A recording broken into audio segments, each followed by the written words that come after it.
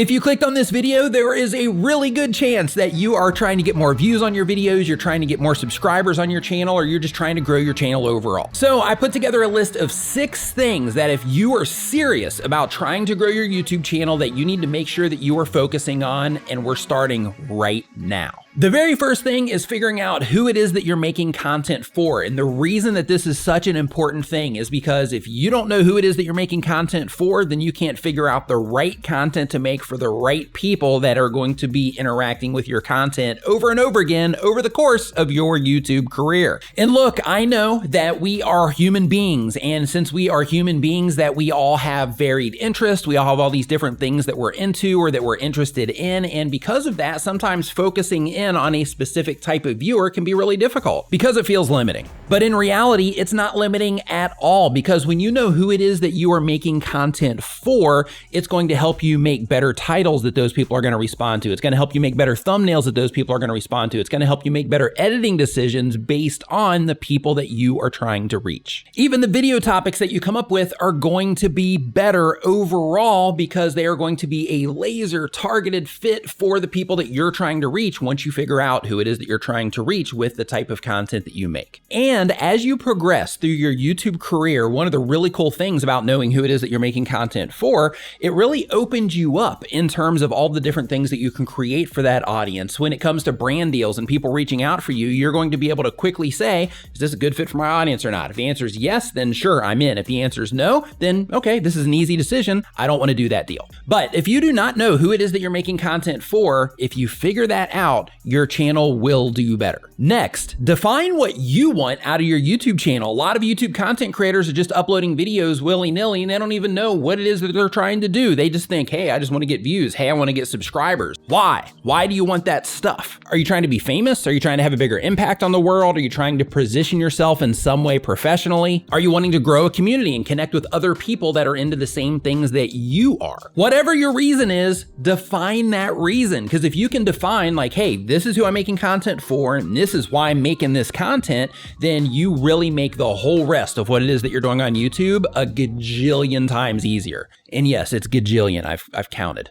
that it's gajillion. The next thing you want to do if you're trying to grow your YouTube channel is you want to start your videos with your viewer in mind. And this goes all the way back to the actual topic of the video as well. You do not want to waste your viewers' time. Start giving people what it is that they're coming to you for. Give them that awesome content that you're making. Don't waste time with a bunch of stuff that just does not matter. Focus them on what it is that they clicked on the video to see, the content that they actually came to you to enjoy. If you do that and you start mixing the content that you love to make and you start catering that content towards the viewers that are interacting with it, then right out of the gate, your channel is going to start doing better. Your results on YouTube is more about them than it is about you, as crazy as that sounds. So because of that, when you are coming up with your video idea and when you're putting your content together, you want to make sure that you're keeping the people that you're trying to reach in mind in the experience that they're going to have with your content. Because if their experience sucks, then your video is going to suck and you're not going to get any views on it. And everybody knows that if you're uploading videos to YouTube, you want to get views on those videos. So because of that, make sure that you're keeping your viewers in mind when you're putting your content together. Feeling a little bit hyped up today for some reason. I don't know if you can tell it in the video or not if you're a regular viewer, but man, I'm just feeling like kind of pumped and excited today making this video. Next, when you are researching your video and you're trying to come up with the video idea and you have the actual topic of your video,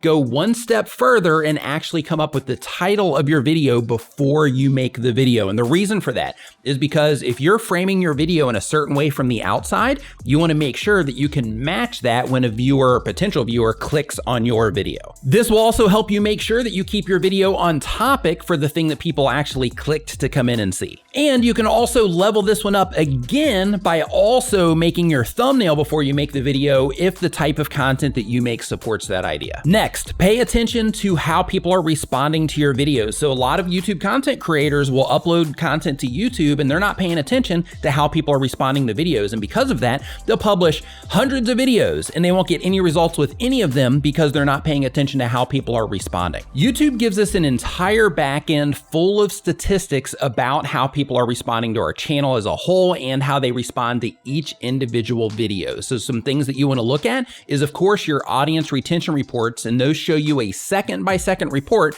of how people are responding to your videos. In addition to that, they'll show us how many people are clicking on our end screens. They'll show us how much people are commenting, how much people are liking, and they even show us how much people are clicking on our videos in comparison to how much YouTube shows them to people on the platform. So they give us all the information that we need to know in order to fine tune our content in a way that's going to create that better experience for the people that are watching. The next thing that is absolutely 1,000,000% critical if you are wanting to grow a YouTube channel is you need to grow your skills as well. This means that if you notice that, hey, you know, my thumbnails are like not that great, I'm not getting that great of a response, and they just don't really look that awesome either, then in that case, go through the process of learning how to make better thumbnails. Watch tons of videos on making thumbnails, graphic design, just using imagery in general, photography, that sort of thing. All of those different topics are gonna help you make better thumbnails as well as videos on color theory.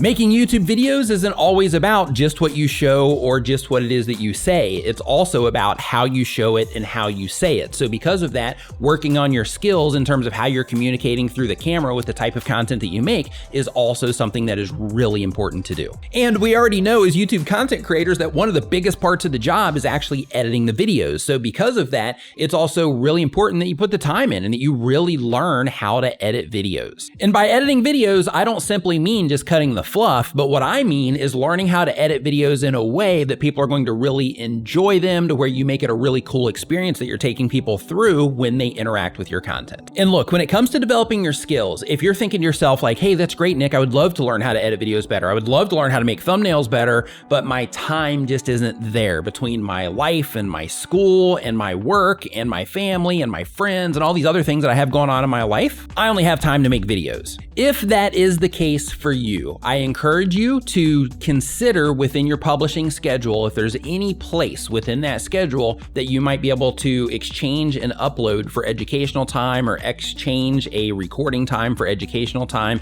something like that, so that you're not just pushing the same thing out that doesn't continue to get results. You want to make sure that when you're pushing out content, even if the gains that you're getting are really small, that's okay, and that's actually normal, to where your channel just kind of bumps up, bumps up, bumps up, bumps up. But if your channel's not moving, it's really important to make sure that you do go through that process of developing skills so that you can make the efforts that you're putting into recording and publishing your content worth the effort that you're putting into recording, editing, and publishing the content. And the reason this is important is because nobody else is gonna do this stuff for you.